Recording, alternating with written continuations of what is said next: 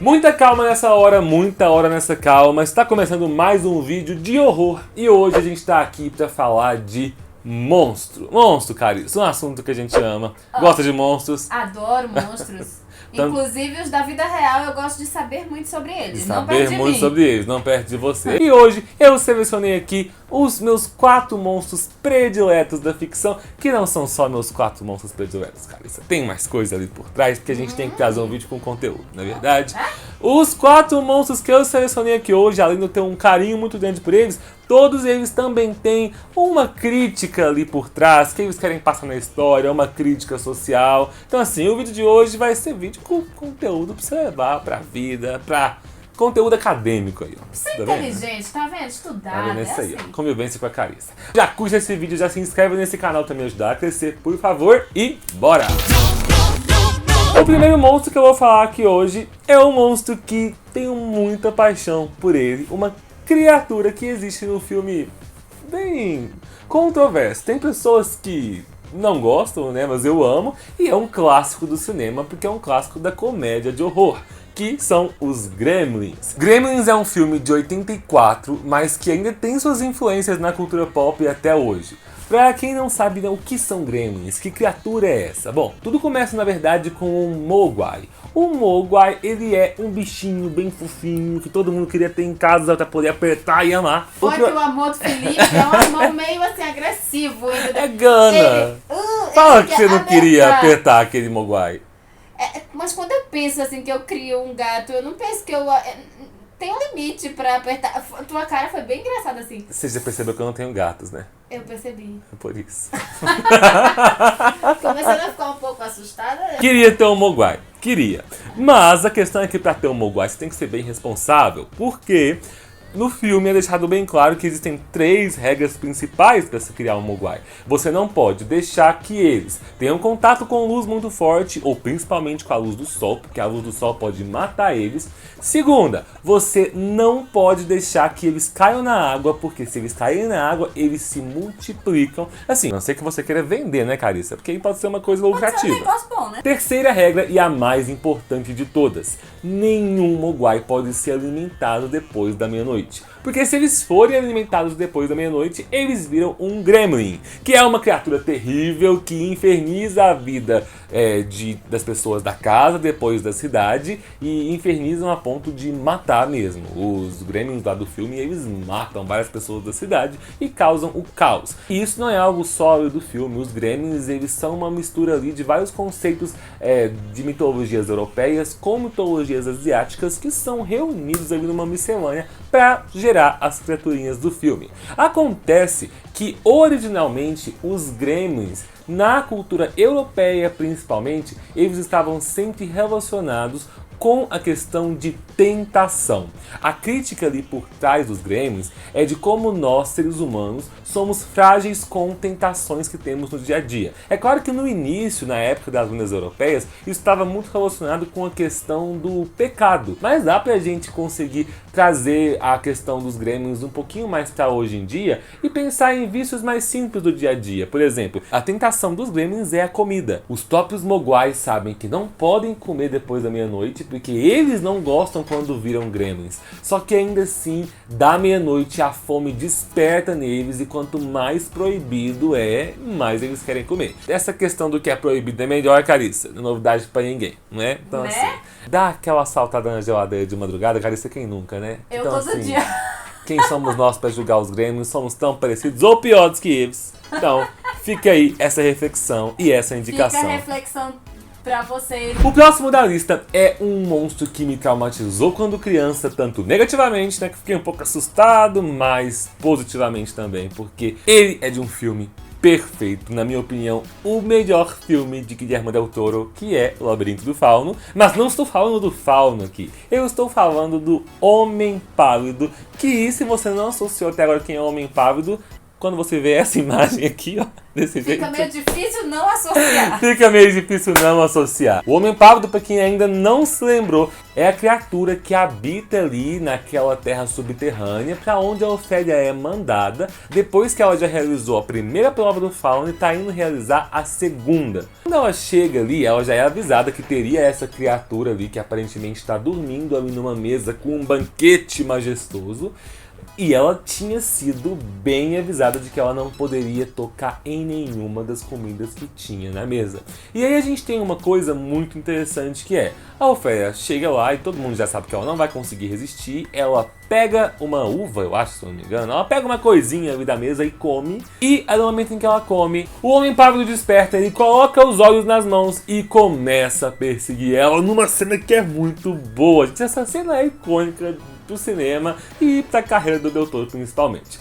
Bom, acontece que muita gente não sabe que tem toda uma crítica, uma simbologia nessa cena. O filme, que é cheio de simbologia em todos os momentos, ele se passa na Guerra Civil Espanhola. E uma coisa que era muito comum nessa época na Espanha era a questão da fome. Inclusive muitas famílias que estavam passando por dificuldade sofriam com essa questão de crianças que, ao ver uma mesa de banquete daquela, né, elas iriam com certeza não resistir e pegar alguma coisa para comer. Então o monstro ele tá ali representando exatamente essa desigualdade social, que enquanto alguns não têm nada, enquanto alguns estão passando fome, o monstro ele tá ali com aquele banquete majestoso.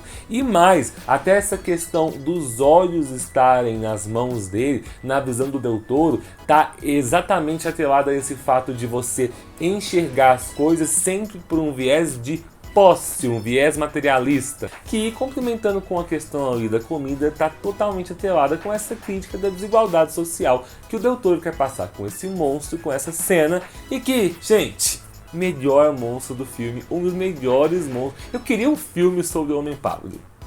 Boa. Dava um spin-off ali. Aí, ó, Del Toro, fica a dica.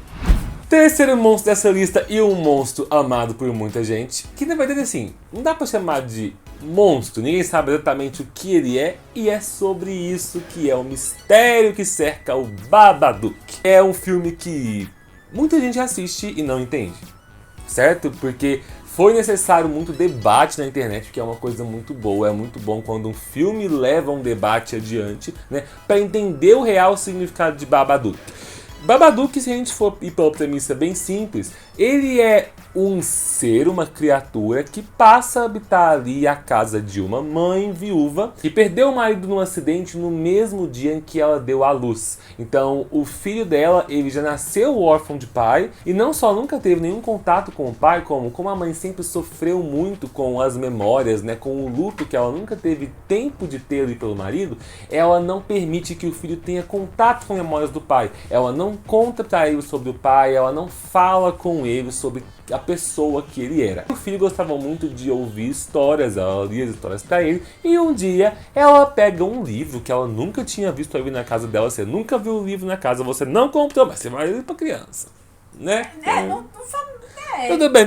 Inclusive, pra quem não sabe, Babadook é um anagrama de A Bad Book, que já começa a simbologia do filme aí.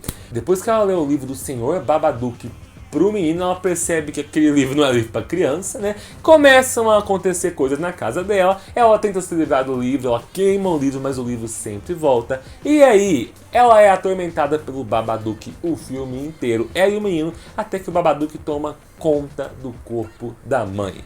Acontece que o Babadook aí no filme, ele é o quê? Existem vários pontos de vista, existem várias óticas sobre a qual esse filme pode ser enxergado. Mas, normalmente, todos entram num consenso em enxergar que o Babadook, ele é a depressão e o luto com os quais a mãe não teve oportunidade de lidar. A Amélia, que é a protagonista do filme, junto com o filho, ela se tornou mãe no mesmo dia em que ela perdeu o marido. No momento em que uma mulher se torna mãe, nós sabemos como a sociedade funciona, são colocadas várias imposições sobre ela e a sociedade meio que obriga ela a ceder parte da sua vida. Ela tem que ceder de várias coisas pelo filho. E a principal coisa que a Amélia tem que ceder ali é de tempo para lidar com o luto pelo marido, né? Ela não tem esse tempo, então ela jamais lida com o luto, ela simplesmente guarda esse luto e essa depressão. Mas como é mencionado várias vezes no filme pelo próprio Babadook, você pode deixar ele de lado, você pode tentar esconder ele, mas ele nunca some. Inclusive, essa é meio que a resolução ali do filme, né? De que você pode até colocar o Babadook ali no porão, né, e aprender a conviver com ele, mas ele nunca vai sumir, ele sempre vai estar ali escondido. Então assim, Babadook ele veio nessa década pra trazer Dirigido por mulher. Dirigido por mulher, faz toda a diferença. Que tá com filme novo. Jamais teria essa sensibilidade se fosse dirigido por um homem, isso é fato. Então, fica aí, monstrinho do coração, Babadook. Pro final dessa lista eu deixei um monstro que, pra quem me conhece, é óbvio que ele ia estar aqui nessa lista, porque é o meu monstro do coração. Pennywise, It, A Coisa de Stephen King, um livro, gente, que pensa num livro louco. Se você só conhece o Pennywise pelos filmes, meu amigo, você não sabe 10% do que é o Pennywise. Porque aparentemente os filmes dão a ideia de que o Pennywise, ele é o quê? Um espírito barra demônio vindo de um cara que era um palhaço e morreu, mas que se tornou um transmorfo? Gente, eu não vou aqui dar um spoiler do final do livro, até porque vai ter filme de Pennywise esse ano, então não quero entregar spoilers aqui nesse vídeo. Mas o Pennywise ele não é espírito, ele não é demônio, ele é uma coisa muito louca, muito abstrata, que quando você chega na parte 3 do livro e você vai entender o que é o Pennywise, você fica, o quê? Mas assim, até o próprio Stephen King tem dificuldade de definir o que é o Pennywise, tanto que é por isso que o livro se chama A Coisa. Ele é chamado de A Coisa o tempo todo e em inglês ele é chamado apenas de It, né? Tem só um pronome para definir ele. Mas enfim, a face mais conhecida da coisa passa a ser o Pennywise, o palhaço dançarino, que aparece ali sempre na cidade de Derry para atrair crianças ou adolescentes, adultos também, mas ele tem uma preferência por crianças, né? Nossa, que bizarro. Isso me faz... Tá, mas é a verdade. E inclusive essa questão de pedofilia é abordada no livro. Como se ele já não fosse um personagem que, tanto no livro quanto no filme por si só, já mete medo, ele sempre usa exatamente essa questão. A questão do medo de cada um. E essa questão do medo é uma das principais críticas colocadas ali por trás do Pennywise, não só do Pennywise, mas por trás do livro It como um todo, que é a questão de como todos nós temos os nossos demônios interiores, né? Temos os nossos medos, os nossos receios. E o livro e o filme abordam muito a questão sobre como muitas vezes as crianças sabem lidar com os medos de forma muito melhor que os adultos. Porque as crianças não têm medo de confessar que elas têm aqueles medos, né? Então os adultos eles já não confessam, geralmente são medos guardados. Então isso é algo mais difícil de lidar para os adultos do que para as crianças. Inclusive as crianças conseguem lidar muito bem com o medo que sentem do Pennywise, se unindo, né, buscando ali a questão do afeto, a questão da amizade, para que o afeto e a amizade possam ser maiores que o medo. Os adultos fazem isso também, mas eles têm mais dificuldade. Então assim, é um filme que no final das contas, além de ser um horror muito bom, ele ainda vem com essa liçãozinha bacana de que todos temos nossos medos interiores e todos devemos buscar alguns pontos de apoio na vida, seja em amigos, seja em família, em laços de afeto, para que esses medos possam se tornar menores e nós possamos aprender a conviver com eles. Tá vendo, Carissa? Monstro também é cultura, monstro também ensina. Dizer isso, monstro é ensinamento. Tá vendo aí, 4 professores aqui, gente julgando. Monstro, Pois é. monstro é quem, Carissa? Vou te falar quem é monstro. Gente, é isso aí. Eu tenho uma paixão muito grande por esses 4 monstros. Inclusive, aguardem, porque em breve, esse último aqui da lista, Pennywise, vai ter um vídeo só sobre ele aqui. Porque esse ano, gente, esse ano é especial. A gente sabe o que vai vir em agosto. E a gente já vai começar um aquecimento, tanto aqui quanto lá no Toga, para aguardar aí a parte 2 de It. Então, fica de olho, aguardem um vídeo sobre o Pennywise e não deixem de me contar aqui nos comentários quais outros monstros da ficção vocês também gostam, porque dá pra fazer vídeo de monstro a rodo, né? Tem muito monstro pra falar aqui, então conto com a ajuda de vocês. Um beijo e tchau!